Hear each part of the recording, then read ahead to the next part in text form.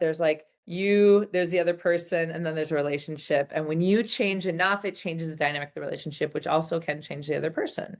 Right. And sometimes that's just about you're not triggered by the other person anymore. So it doesn't matter as much. And now there's more openness, acceptance, love, blah, blah, blah, blah, blah. So that can change the whole dynamic, right? A lot of it. Yeah. So sometimes it's not about like, oh, the relationship has to end. But sometimes there's a point where you're like, you know what? Actually, this was another amazing place where I got to learn about what I want, need, desire. This person triggered my emotional growth or my personal growth or my spiritual growth or all the growths or whatever it is. And now it's time to be done, and that's okay too.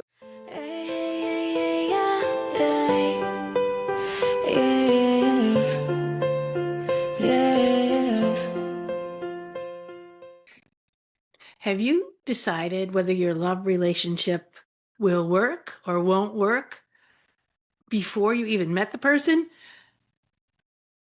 Have you given yourself time to get to know somebody without thinking this is going to work or this is not going to work? Do you decide the verdict of a conflict before you had a chance to talk to the person that you're having a conflict with? Hello and welcome to Angelscapes, and I'm your host, Nancy Smith, your guide to living a soul-powered life. And I'd like to welcome you to join the soul-powered Facebook group that I have, so we can continue conversations that we started in these podcasts. Joining me in this episode is Dawn Bennett. She's a relationship coach about how the unconscious mind is the driver of everything, whether we are in a relationship or single or looking. Our beliefs about what relationships and dating should look like, how we argue or how we don't argue, and how we work things out or how we don't work things out, and how we feel about ourselves and others, and the measurements we use to evaluate love and connection are driven by our hidden beliefs and our hidden fears. So welcome, Dawn. I want to hear more about this. So glad that you made it here. Yeah, it's great to be here. Thank you. Yeah, we've been talking about this for a while. So you're a high energy relationship coach, and tell us about what you do. Well, what I really do is I help people identify what they want in relationship, in love, in life, and with themselves, and then figure out what is preventing them from getting that.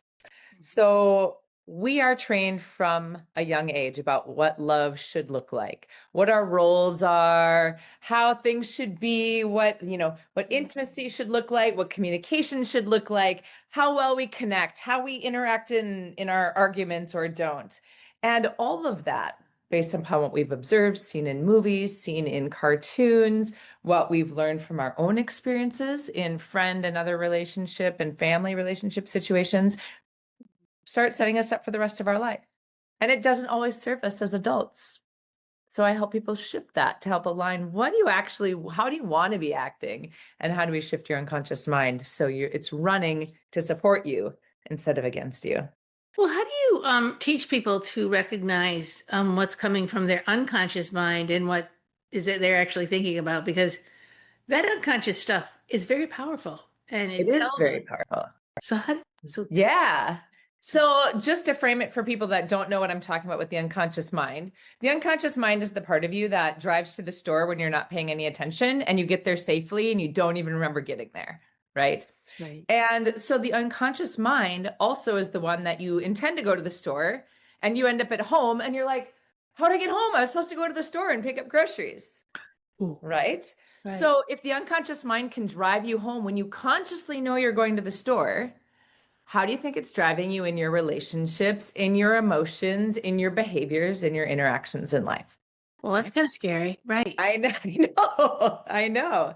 So the things that come from the unconscious are usually the things that we say, why did I do that again? I didn't mean to do it that way. I tried to change and then it didn't stick.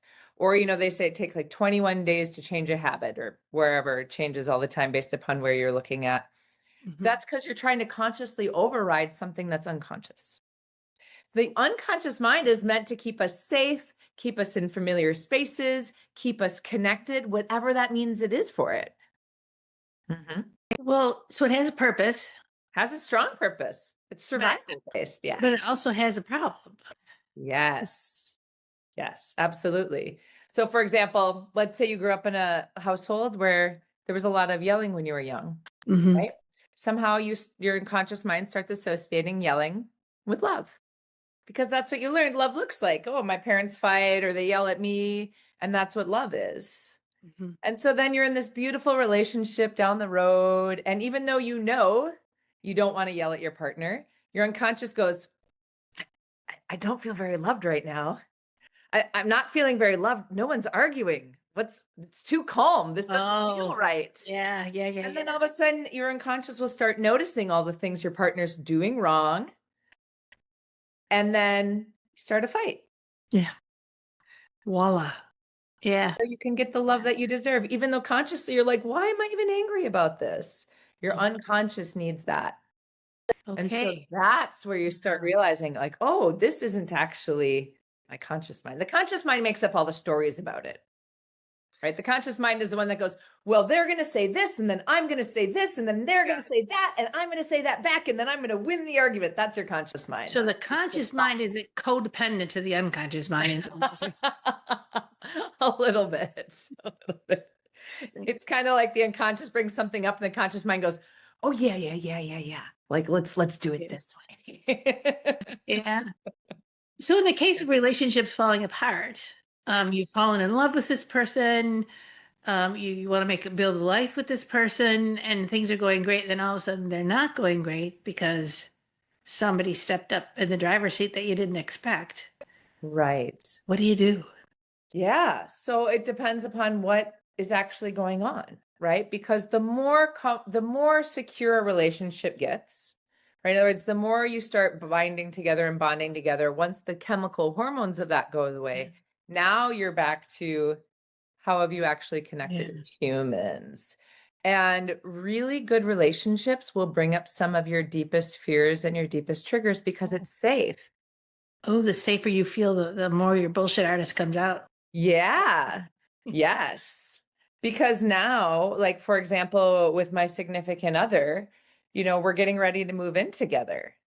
And all of a sudden I had this panic, like, oh no, it's too fast. And what if this and what if that? And it doesn't work out. And now all my stuff. And it's like, what are we thinking about? But it's that unconscious safety that's coming up. Like, even though he's steady, he's consistent, he's stable, we have amazing communication, that unconscious is like, are you sure? You messed this up before. You sure this is the right thing to Oh, I do? hear you. I'm right there with Right? you. Yeah, yeah. I've been through that so many times. Yeah. So it's also about having that internal awareness, but also honoring the emotions that are coming up. Like, oh, isn't this interesting? I'm feeling sad right now. Okay. I wonder what the sadness is about. So let's talk about processing, because I don't think a lot of us know how to do that. We feel these big emotions and we look for a reason of why we're feeling that way. Right. And you're talking about something different. Right. Because why we feel that way is a story. And the story doesn't matter in so much. In other words, I can say, like, oh yeah, I'm feeling worried that when I move in, XYZ is going to happen because that happened in my last relationship. And then I can go in this whole story about why I'm defending myself and why this is da da da da. That's all story. That's all conscious mind. Yeah. So instead, what I want to do is sit with the sadness or the worry and say, okay, I'm worried. Yeah. Yeah. Where is this coming from? Own it. And Yeah. own it. And also say, like, okay, it's okay that I'm worried. Where am I feeling it? And notice where I'm feeling it, because emotion is energy in motion. And what we try to do is we try to get in a mind thing of like explaining it away, justifying it, blaming it, pushing it down. Oh, spiritual bypassing. I don't want to feel worried because that means I'm not enlightened or whatever, right? So then we like pretend like we don't have emotion and we push it Yeah. on our bodies, which actually then makes the emotion more resonant. Right. So now it's like, okay, I honor it, I feel it. It's okay, body, it's okay to feel worried right now. Just like you would with a child, right? The unconscious mind is kind of like a 4-year-old. It It's is. okay. What's going on? Tell me. And then the unconscious mind gets to speak and you could say, okay, that's valid. That's concerned. Here's why it's not that. Yeah. And you start a dialogue and then all of a sudden it softens and it's great. So you've kind of held that young, because I think our unconscious minds are between 3 and 5. I really do. Yeah. It's like you just hold that anxiety, which is held in this little tiny kid that you Yeah. used to be. You Yeah. level up and then you calm down. Is it kind of the idea of the process? Yeah. And validate yourself. validate. Yeah, yeah, You're building trust and love with yourself, which also will help your relationships. yeah. Now, I've had this situation that I've seen, this is not once, not twice, many times that I'm with somebody, we're working it out, things are fine. I'm just like a girlfriend or a boyfriend or whatever, it doesn't matter. Yeah. And they are having a problem elsewhere in their world. And all of a sudden, in order to fix that problem with that other person, because that other person has become very important to them, they now um, decide you're the problem. Hmm. It's like I feel like it's a triad that happens like between in-laws and the in-law said this about this, but what do you do with that? Um, So in the like gossipy kind of way or in like the projection kind of way? well, I'm thinking more projection. Hmm. So it's a person that's outside of your world. It's not your most important person, but that person who's outside of your world is bringing things to the table. It could be a mother-in-law, a father-in-law, could be a cousin, could be a sister that cause grief in your life. Yeah. What is Yeah. So there's a couple of things that I talk about in this realm, right? And it depends on the situation and how complex and is it anger, or, what, you know. yeah, So when I look at other people, so let's say my boyfriend's mom is dead, or but let's just make something up. Let's just say that like his mom is like angry at me because she believes I'm whatever, right? And so she's projecting that on me. So let's say something that's what you're talking about, right? Is that kind of yeah, yeah, situation. yeah. Yeah. And so I have a couple of options, right? Like I can set boundaries. Mm-hmm. Like let's say she's upset at me and she's yelling at me or saying mean things about me or whatever, or talking down to me or whatever. I can set a boundary like, hey, I completely understand that's your perspective. I don't tolerate this kind of like I don't deserve to be spoken to in this way. Here's what I'd like instead, blah, blah, blah. Or can we sit down and have a conversation about it, right? Which some people are able to do and some people are not. There's also situations where um, their unconscious is triggered because now a need that they have is not getting met. So in this fake example that I'm giving, the mom is having her little boy taken away from her son, by another woman. And so now maybe she's not getting the attention that she needs in the same way. And so now unconsciously she sees me as a rival. And so now, as she sees me as a rival, unconsciously, she's learned, well, now I have to defend my territory Yeah, because that's my safety and that's my yeah, survival. And so right. now she's picking on me, but it has nothing to do with me. It has to do with her own internal sense of, I Yeah, don't feel loved anymore. I feel like I'm invalidated. I feel like I've been replaced. I feel like, but she may not be aware of it because sometimes our unconscious we're not aware of. We just start creating actions and we're projecting on other people. yeah. And this is it's super common. We all do this. Oh I yeah. mean, they often say projection is perception. So however you see somebody else is something inside of you. Like I always tell my some of my students and stuff, I'll say like, if you called if you called me a a snot or a bitch or whatever like that, sorry for the swearing, I'm not going to be very happy about it. Yeah. But if my mom or my dad or my significant other said that to me, I'd be devastated. Right. So what's Yeah. the difference? The difference is what I care about, what they think, and how attached I am, the meaning I'm making out of the words from those Yeah. people. Right. Right. And so the same thing is if I have somebody attacking me, like that third party, or creating challenges or creating Yeah. problems, I don't actually need to take it personally. Like I That's can hard to actually be do. like, oh, Yeah. it's so sad that I wonder what they're feeling that makes them feel like they have to say these things to me Right. or behave in this manner, right? Because it's not about me. No, it never was. Yeah. You might have something else, but it's Right. that particular thing is that now. And I may have done Yeah. something inappropriate or stepped on a boundary or whatever. And if she doesn't tell me and I don't know about it, right, that's a different conflict. But it's still like, hey, well, then why don't you just tell me? Because I can't, because if I tell you, then I can't hold you hostage anymore. Right.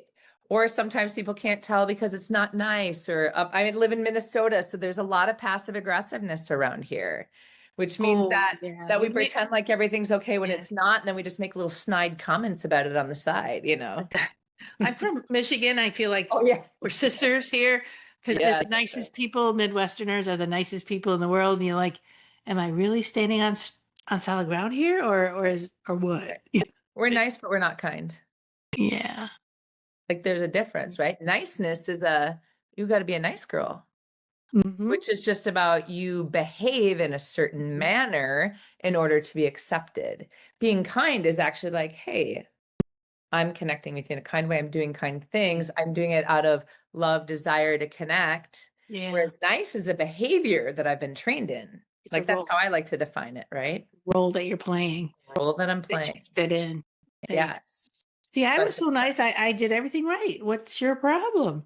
that's I left right. you out in the cold and I ran over the bus. I used my bus to run over you 5 times, but I was really nice when I did it. Exactly. Yeah, yeah. So, Exactly. so how all these things that we're talking about, keep us from having true relationships with Yeah. others? We started this whole conversation around saying, alchemize relationships and align yourself with your soulmate and create love, and all this stuff we just talked about does not do any of that. So what do you do? Yeah. So when I am working with singles, the first thing that we do is we look at what do you actually need at a soul level in a relationship?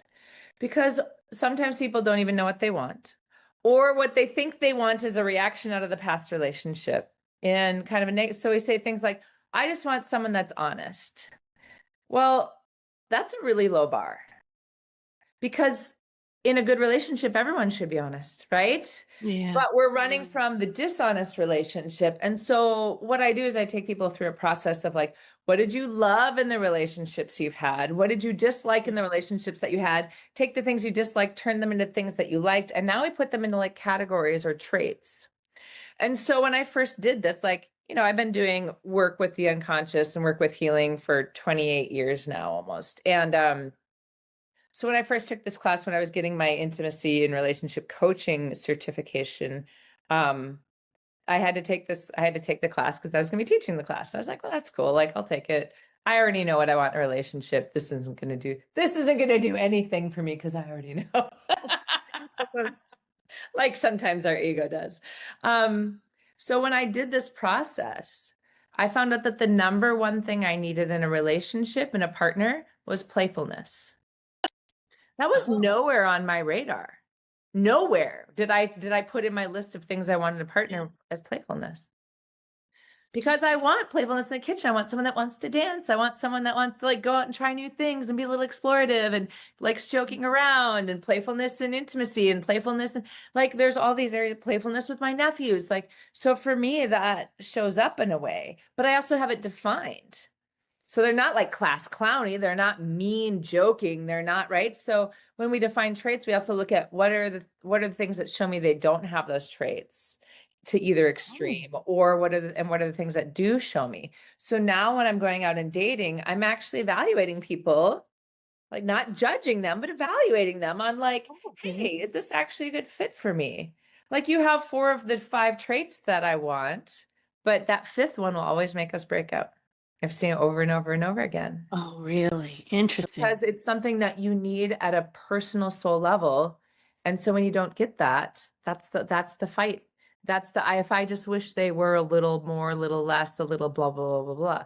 Now it's not to say that no, there's not going to be things that irritate person relationship, right? Because you've got 2 people, people each other, right? It's like we're all human. Feeling.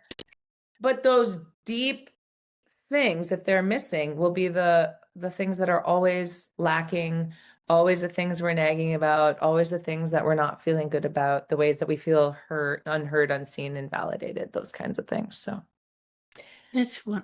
So, okay, we've compromised. We've just picked the person that had the 4 things but didn't have the 5th things, and we never right, we never evaluated how important that 5th thing was.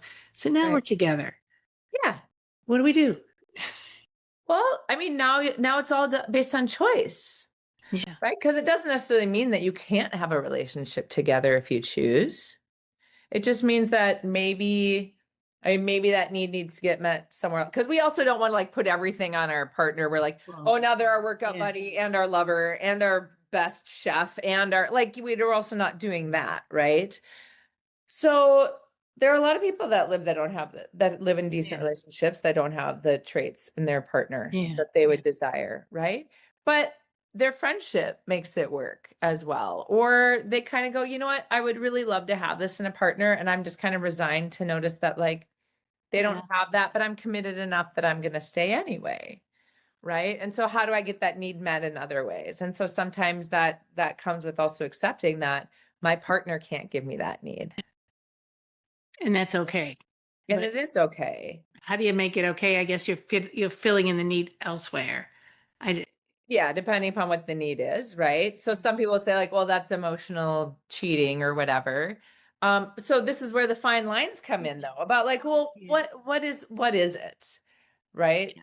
Like, Right. yeah, like if my partner can't be playful, I'm gonna miss that out of my relationship and I will go be playful with my friends and do things with my family members or Yeah. things like that. And that's great. But then I also get to notice like when I'm with my partner, then I don't get to say, like, why aren't you more playful? Why aren't you doing this? Because I already know that's not something. That's not Now, can I encourage them to grow into that? Can I ask for what I want and need? Absolutely, of course. hmm But I can't be, quote unquote, can't be angry Yeah. if they can't provide it, right? Because Yeah. I've also noticed, like, I'm not here to change them. Yeah. Like, if I really love that person, I'm not there to change them. You're accepting them. You're accepting them. Accepting them. I was told, and this was a therapist talking, and she really felt strongly about this, that men are men and a woman is expecting a man to be their girlfriend or be their understanding person. So she was saying you can't expect a man to do blah blah blah, you have to have girlfriends. And I was like, really? You can't have a heart to heart with you know what I'm saying? I've heard that from her, but it wasn't a new thing that I heard. Right. What so I was being um I was hearing put limitations on your expectations and you'll be happy. What how do you but then you're just limiting that partner. What do you do with that? Okay. And so this is where it can get really complex and there's a lot of variety of opinions, right? So if we Yeah. look at traditional like old traditional structures, Right. right? Women relied on men for financial support, Mhm. security, stability, safety, right? And men relied on women for taking care of the children, cooking, cleaning, like we can go back to old traditional roles and those kinds of things. Now, so the theory or the thing that's being talked about a lot right now is that, like, think about Maslow's hierarchy of needs, right? We've moved up a hierarchy of needs because we can take care, a lot of women can take care of their own security, safety, financials right now, right? Right. So now they're looking for a partner that provides the next tier, the emotional support, the Mhm. connection in a different way. And so what a lot of women are asking men to do now is say like I need to feel emotionally supported and heard. And so the speak that they're using is for men to step up into their masculine frame where they're still providing consistency, emotional security, emotional safety. So now my job as a man, quote unquote, would be to, oh, you had an emotional day? Tell me about it. And you go, blah, blah, blah, blah, blah. And I say, okay, that's great. What else? And you go, blah, blah, blah, blah. And now you've let go of all the emotional stuff. Now you can be in your soft, feminine, receptive openness. And now we can connect again as a couple. So as a man, I'm not taking it personally that you're Well, emotional. I'm just hearing and providing that safety yeah. structure at an emotional level instead of Yeah. at a financial level. Right. Well, I And see. so this is Yeah. where a lot of women are being like, well, men don't listen, they're not paying attention, they can't. Men are trying to learn a new skill right now. Like we just changed the bar on them and they changed the bar on us, to be fair, They right? did So go we're get a all kind of job. like, Yeah. what are our Yeah. roles? What's going on? What do we Yeah. demand from a partner? Yeah. Yeah. Well, the You thing know? of it is um I see men wanting to fix things as Yeah. I think we're different generations. I can't tell, but they want to fix things. So you go, oh, this said that he said in this one, blah, blah, blah, blah, blah. And they go, they want to analyze it and fix it. And I'm, Yeah. oh, just go, it's okay, honey. I mean, Yeah. I'll tell you when I want to fix it, but sometimes me being the average woman, I don't know what I want from you. I Right. just want to tell you. And Yeah. then after that, I haven't figured it out. Right. And so this is where both men and women need to up their communication game, where women get to go like, hey, I just need to kind of talk about this. I don't want you to fix it. I just need you to listen for right now. Yeah. Or I've had my partner say like, do you want me to fix it or do you just want me to listen? Good Like, on do you want him. feedback? Do you want Yeah. feedback? Do you want me to tell you what I'm thinking about this, or did you just need me to Yeah. listen? Right. Yeah. So we can both come to it of like, here's what I need in the moment. And I will tell you, I work with a lot of women who are like, my husband doesn't listen to what I need. I tell him all the time, and they're like, he can't do it, and he doesn't do it. And then I sit down and I have them specify what they need, and they can't do it. I I'm like, you know. actually Yeah. don't have a bar for you actually don't have any specifics. You're asking them to hit this bar, but you don't even know what the I bar didn't even know. is. Well, that's Right? so typical. Yeah. Absolutely. So Yeah. typical. And I find that you got this going on, and then the judgment comes in and says, you're not a good partner to me. Yeah. And then you kind of gotta, I want to take some of the, I want to say, but you're not a good partner to your own self. And Right. let's look at that first. But Right. Right. Because I see so often where people think they're communicating what they need and they're not. yeah. Like they're like, oh, I tell him all the time. Yeah. No, you told him that he needs to empty the dishwasher. And then you're mad because he didn't empty the dishwasher. That's not actually what you need. Because emptying the dishwasher isn't about emptying the dishwasher. Emptying the dishwasher is feeling like he's contributing or that he values what you do or Yeah. that you feel heard. That's what you need. It has nothing to do with the dishwasher. So Yeah. now when you actually look at what's underneath the thing I'm angry about, like where are my needs not getting met, or where am I feeling unseen, unheard, unvalidated, unloved, whatever the term Yeah. is for you, now we can have a different conversation about it. Absolutely. Absolutely. It's a symbol. Dude, it's a symbol.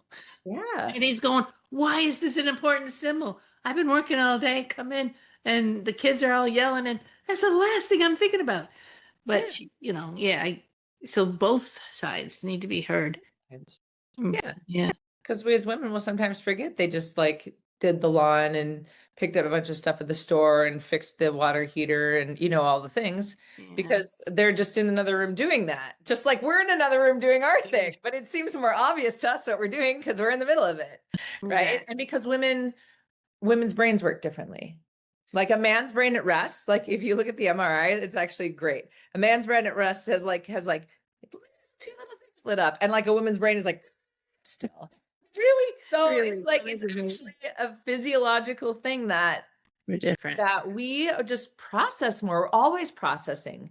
And when we ask a guy, like, well, what do you think about? And they say nothing. And then we're like, well, no, what are you thinking about? Like, no, they're really thinking It about really nothing. is This is how nothing. their It brain shuts really, down so they can yeah. survive and provide and do all the things. Their brain actually shuts down. It's beautiful. Yeah. And we get And to the woman has to keep moving because the kids have to survive.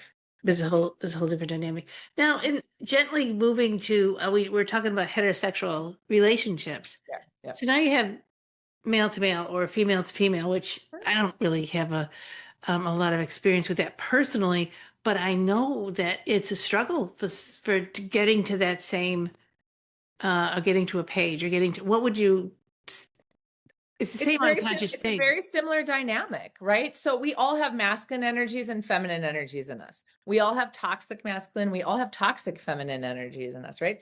Every person on the earth has all four of those in us.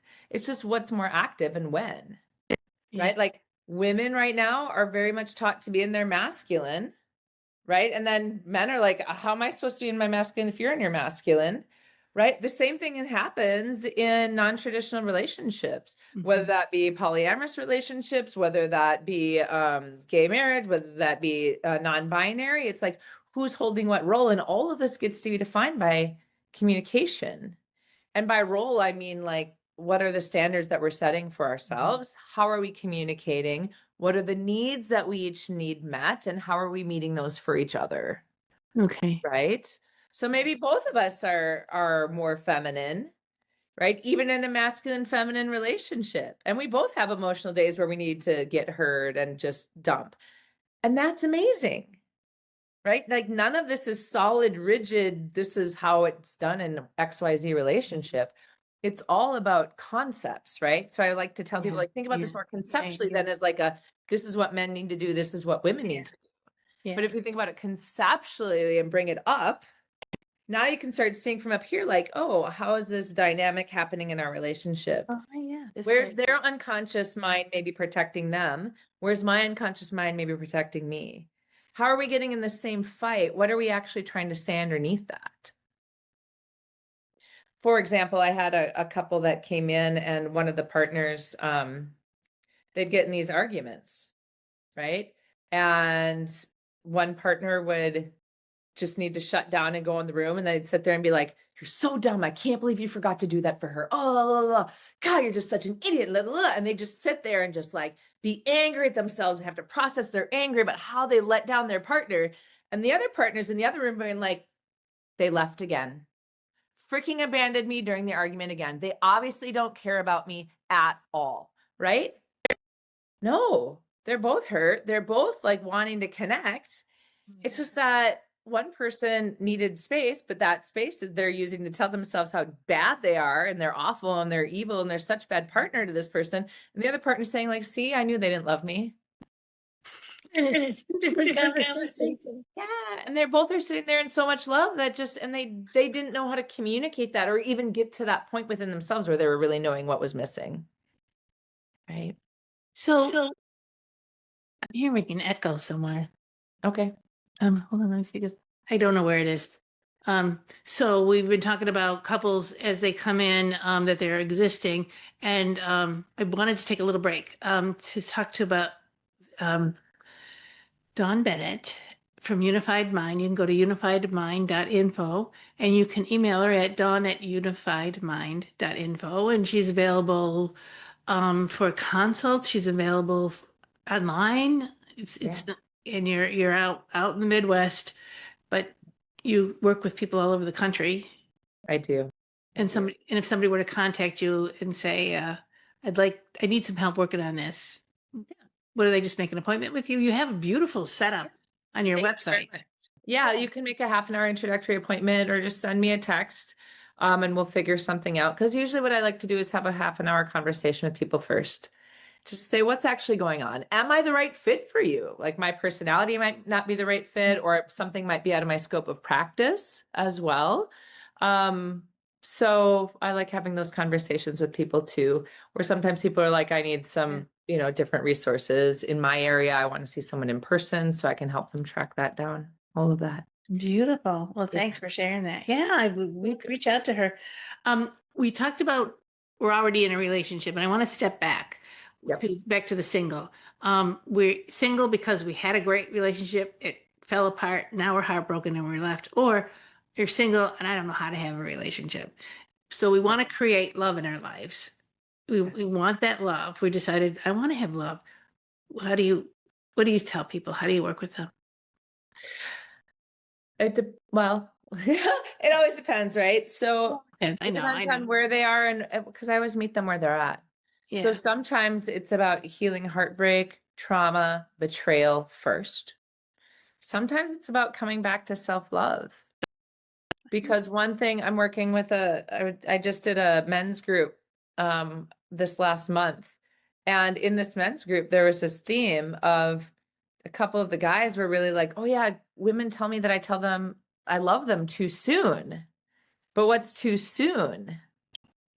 And as we started kind of taking it apart, deconstructing it, it's like they were saying, I love you because they wanted to hear, I love you back. They were looking for the love externally from themselves because there was something they weren't feeling like they were good enough at. Their confidence was a little bit low. And this happens with all kinds of people where we're looking for this love outside of us, friendship, community relationships, church relationships, like it doesn't matter, intimate relationships like boyfriend, girlfriend, or partnership kind of relationships. And we're looking for the love outside of us because we don't love ourselves. So we're looking for that validation first. Okay. And now sometimes it takes a relationship for someone to feel confident enough into growing their own self-love. Like I've seen that happen as well, and that's beautiful. But it can be so much easier sometimes to really find your own self-worth and self-value. And so sometimes I'm starting with people. Like, do you actually feel like you deserve the partnership that you want? Mhm. You know, or sometimes I'm working with attachment styles. They grew up in a area or with a family that was absent or alcoholic, or there was abuse, or there was whatever. And so safe love feels unsafe, Mhm. right? Or they Yeah. find a love that's safe and they go, bah, scary, and they run. And then they go, God, why did I leave another good relationship? And so sometimes it's about working with those dynamics before we even get to what do you want in a relationship. Yeah. Yeah. Absolutely. I think that's really important that self-love is the Yeah, healing past, healing the initial bonding pattern that, absolutely. the parent that always left you standing, you got to figure it out for yourself. And then it's terrifying to be close to somebody Right. in a relationship. Yeah, Yeah. all that Yeah. kind of stuff has to, but you can heal within a relationship, I Oh, think. absolutely. But Relationships are about healing. yeah, I don't think you can heal relationships 100% without being in one. I really don't. I think I agree with you. Yeah. Yeah. So the self-love seems to me, let me just ask you this. Building your self-love, nurturing yourself, continuing to love yourself doesn't stop when you're in a relationship. Right. Sometimes I think people stop loving themselves and caring for themselves because that's that other person's job now, whoever that other person is. And that other person has a job they didn't ever know they had. They never Yeah. got a good job description. They don't know what they're doing. And they're disappointing the heck out. And so all this disappointments and then the relationship ends. So loving yourself to me comes first, even in a relationship. How do you feel about that? So so I'm going to give everybody an exercise that I think is fantastic. So my coach gave this to me 4 months ago, 5 months, like maybe a year ago now. I don't know. It feels really recent, but you know how time wiggles around. So what she did is she had me take a mirror and look at myself in the mirror. So she goes, okay, look in one. So I looked in my right eye, right? She said, okay, now say that you love yourself using your full name. So it's like, okay, Dawn Bennett, I love you. And she's like, great. Now look in your other eye. I'm like, okay. She goes, say it again. I was like, okay, Dawn Bennett, I love you. She goes, great. What'd you feel? And I was like, nothing. And she goes, okay. So now say it like you really mean it. Like you'd be saying it to your best friend or your lover or your cat, like whoever you love the most in the world, your parents, whatever. Say it like that. And I was like, all right. And so I looked in my left eye and I said it with all like passion I could. And then I said it in my other eye with like all the love that I could muster in my body. She's like, what did you feel? And I said, well, nothing. Like it's neutral, you know? And she said, see, when people really have a deep level of love and they're looking in their own eyes at their own soul, you'll feel it in your body. You'll feel a warmth, you'll feel a comfort, you'll feel a peace come through. And when you say something negative to yourself, it'll feel dissonant, it'll feel yucky, it'll feel gross. And I was like, I have more work to do. And so my homework was to do it every day. I had to sit and like look in the mirror, look in my left eye, say, Dawn Bennett, I love you, back and forth every day. It took about 3.5 weeks before I started actually feeling it. Really? And I thought I had a lot of self-love because we're now taught like do self-love as action. Self-love is a bubble bath. Self-love is yoga. Self-love is eating the chocolate. Self-love is this. Yes, and self-love is actually an emotion. Yeah. Self-love is tricky. And if you want to get to that emotion of self-love, I think it's scary. Then say more. Yeah. So, It's scary. Say more.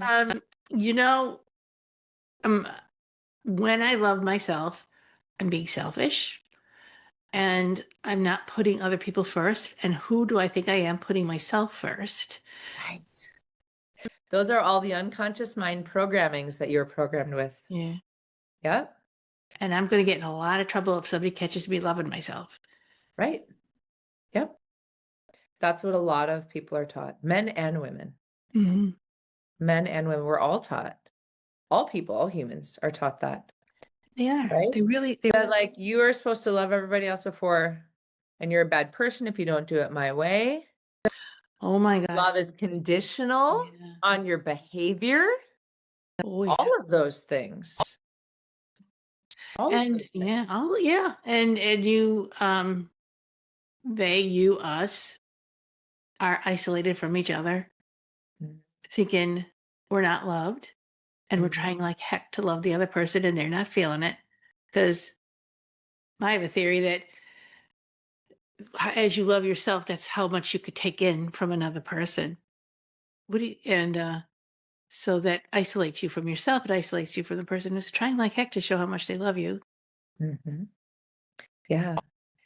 And that's, I think, why stability and consistency are so important in relationships, is because you are showing somebody else when you can be consistent in your actions, consistent in your words, consistent in your behaviors, that shows safety. And when you're safe, you can open up to love more, I right? love that. Yeah. When you're feeling safe, when they're showing up and you're being consistent and Mhm. yeah. Yeah. And that's how you create love between the two of you. It's It, one way. Yeah. yeah. Yeah. And love is such a complex word. Like when I do emotional freedom techniques tapping, that's one of the techniques I use with my clients. Um, some people like on YouTube will be like, "Oh, I deeply and completely love and accept myself." And love is such a tricky word for people's brains that it won't actually help them move through in tapping.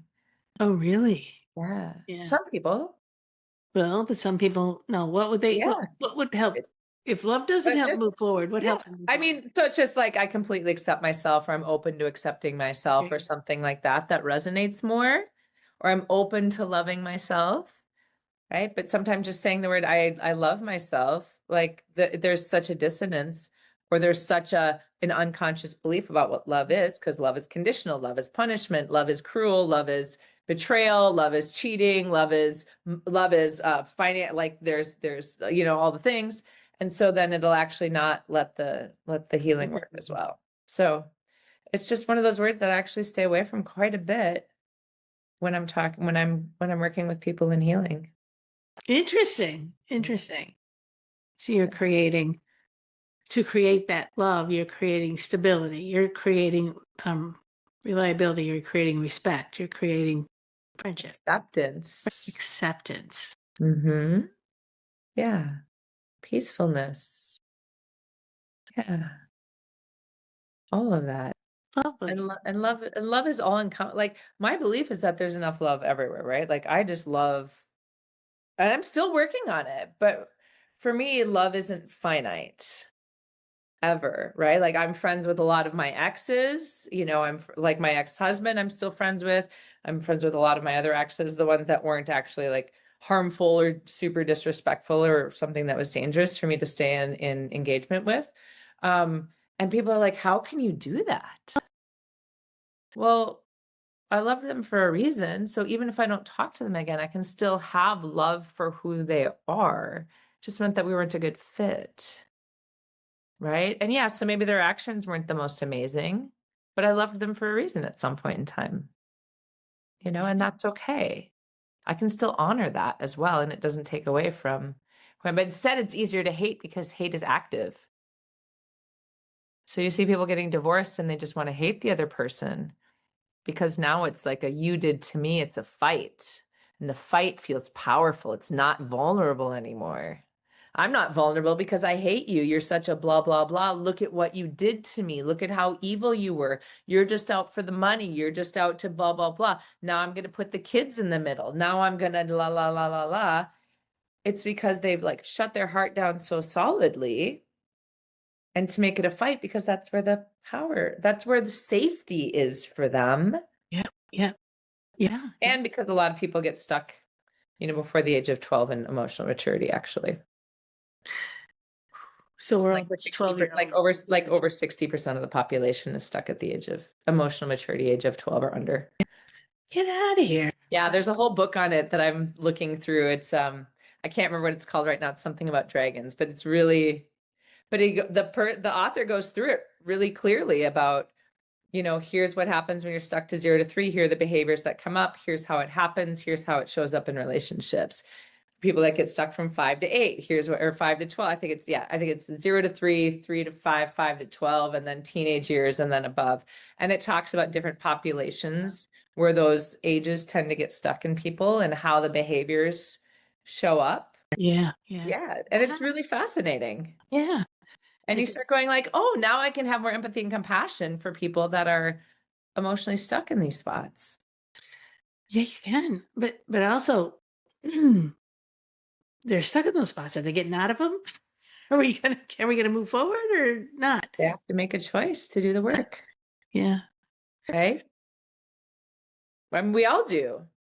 Yeah. Well, it takes a lot to motivate someone to do the work. So you're with a partner. You've been stuck between 12 and 14 for a long time. You finally figured it out. Your partner's stuck somewhere else, a little younger. But why would I want to work at it? I still have everything I want. I'm not motivated to work on it. So that's a choice that the person who's working on stuff is with the partner who is not working on stuff. That's a heck of a situation. And a lot of people I find are in that situation. Right. And, in any relationship, there's always periods where someone's growing faster than the other, right? It's never like, oh, we're growing the same amount. It's like, oop, I grow up, you grow, you grow. So Okay. sometimes that happens. And I'll talk to people about that. There's like there's the other person, and then there's a relationship. And when you change enough, it changes the dynamic of the relationship, which also can change the other person. Right. And sometimes that's just about you're not triggered by the other person anymore. So it doesn't matter as much. And now there's more openness, acceptance, love, blah, blah, blah, blah, blah. So that can change the whole dynamic, right? A lot of it. Yeah. So sometimes it's not about like, oh, the relationship has to end. But sometimes there's a point where you're like, you know what? Actually, this was another amazing place where I got to learn about what I want, need, desire. This person triggered my emotional growth or my personal growth or my spiritual growth or all the growths or whatever it is. And now it's time to be done, and that's okay too. Oh yeah, that's a heartbreaking place. But then you're back to being single and figuring it out. And Right. what did I learn from this? And maybe now you can look at yourself in the face and say, I love you. Yeah. Yeah, I love you because wow, look how strong you are. Or Yeah. sounds that's not unconditional, but no, appreciating yourself maybe is the first step to loving yourself. Yeah. Well, that's the big thing is we learn from every situation. When I do timeline work with people, when I take them back and I clear emotional work using like hypnotherapy and meditation and such, one of the things I will talk about is like when you let go of the negative emotion, retain the learnings, you don't have to repeat the pattern anymore. Because now you have the learnings to bring you into the future. So when you let go of the negative emotions, and I don't mean all emotions are negative all the time. There's a place for anger, there's a place for rage, there's a place for shame, there's a place for guilt, right? But when we hang on to them and use them to hurt ourselves, to hurt others when we're using them in reactatory situations, then they become negative, right? Because now they're overtaking our happiness. Yeah, So exactly. let go of those emotions from that situation, take the learnings. And it's amazing how when we do that process, people go, oh, now the stuff that made me upset in the past when I thought about it actually is pretty neutral. Like I can see where the areas where I can have compassion or empathy or see why they did that or see why I did that or didn't do that or whatever the situation was, why that situation happened. And then they can come up from a whole different place, both for themselves and for others. And now moving forward, when your unconscious mind goes back to look at that memory to see how I should react now, it has more choice because it's not going, well, that's how I reacted last time to keep me safe. It goes, oh, well, nothing bad happened there, so I don't have to. I have to do that again. Mhm. I've learned something new. Now I get to react in a different way. I get to make choices about how I show up in this situation. That's lovely. Yeah. That's the pattern of growth. That was a great description of pattern of growth. Yeah. Thank you. Thank you. Yeah. Yeah. I'm not trying to come up with a really good question, but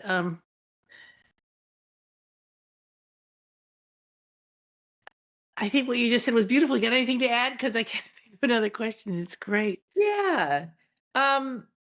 So I know we talked about, so I wrote a whole book about this called What Happened to My Friendships, about the neuroscience of Oh, how we keep yeah. separate from each other and why. And I wrote it during COVID. And so it's backed up with like personal examples as well as what is happening neurologically. Like, where is our confirmation bias? Where is our belief perseverance? Where is this attached to our identity? And our identity is part of our unconscious mind, and that's also safety. And so I really encourage people to find books like that or find ways that they can explore themselves Yeah. in deeper So, ways. what was the name of your book again? It's called What Happened to My Friendships. It's on Amazon, both on Audible. So you'll have to look at for it by name and then my name as well, Dawn Bennett, because people tell me that it doesn't always pop up, whatever. So um, otherwise, I would say like the more we understand about ourselves and why we're reacting. Because as I mentioned, everything we react to is something inside of us, right? And that's not to say once again, I'm human. It's not like I never get angry, but I can get angry and then be like, okay, well, what was that actually about? Yeah. Did they cross a boundary? Well, then, yeah, the anger is appropriate. Did they say something, do something, not do something, blah, blah, blah, blah? Was that anger appropriate, quote unquote, appropriate? Mhm. Or am I taking something personally that I don't need to take personally? Yeah, As a those are reaction to the past. such good questions. I'm gonna write them down, put them in the Yeah, show notes. Actually, in the show notes, I'm gonna have, I'll find this book, What Happened to My Friendships, and I'll post that there too, so perfect. people can find it, because it sounds like a Yeah, wonderful book. It yeah, sounds that's very, fun. very good, because you've said some brilliant, wise things, Thank and you. people can take home with them. I'm gonna try that looking in the mirror Yeah, exercise, which I recommend everyone do. And and if you really feel like Dawn is speaking to you, get her book, or reach out. reach I've out on got, her website and yeah, get. I've got some free classes on my website. I've got some like very inexpensive, like $22, $7 classes on my site people can start with. Wow. There's Okay. a lot of, It's a lot yeah. of gifts there. Unifiedmind.info. Yes. And it's beautiful. Oh, thanks. Well, I think we're kind of coming down to an end. I didn't want to come to an end. I'm just like taking you in, like as if I'm a student. Well, thank you. And what I want everyone to know is, this podcast is about soul power living. It's about really coming into your own and really understanding who you are, so you can create the life that you want and love. And I bring people in, and Dawn especially has some amazing gifts and skills that can help us all do that, can help us all move through life, so that we um, are not living unconscious lives. We're living consciously and happily. So Dawn is available. And so please take advantage. If this rings true to you, please take advantage and connect with her. This is my mission on this podcast, to bring people through that can help you figure out your own puzzle and live a life that's full. So thank you so much, Dawn, for coming on and Thank you. talking. And I want everyone to go in love, go in peace. Know that there's a lot of stuff there for you to grow and learn, and stay safe right now in the world. Stay safe in love.